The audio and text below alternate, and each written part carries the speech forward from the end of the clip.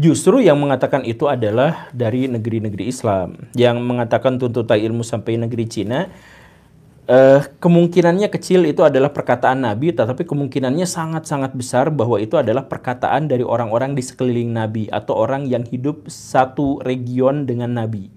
Tuntutlah ilmu sampai ke negeri Cina itu. Kenapa harus ke negeri Cina? Ya, pada waktu itu Cina itu dianggap sebagai peradaban besar yang paling jauh. Jadi di dunia kuno itu peradaban yang paling jauh dan paling terpencil tapi memiliki pengaruh yang signifikan itu ya Cina. Jadi kalau misalkan Baraya cek peta sekarang, jarak misalkan dari India ke Mesopotamia itu deketan. Dari India ke Persia deketan.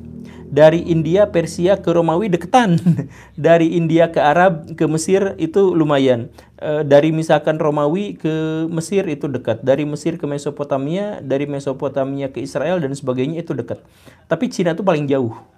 Bahkan kalau misalkan Baraya ngecek misalkan India dengan Cina sekarang itu kan berbatasan. Sebenarnya dulu tuh sangat jauh karena pemukiman Cina tuh ada di muara sungai, ada di ujung paling timur dan tenggara wilayah Cina modern sekarang, sedangkan India ada di selatan. Dan untuk melakukan perjalanan dari India ke Cina itu justru lebih dekat ke wilayah Nusantara daripada lewat jalur darat mengelilingi Himalaya karena terlalu jauh.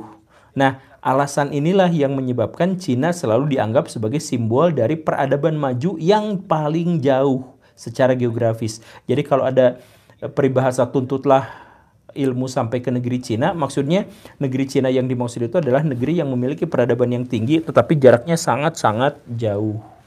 Gitu.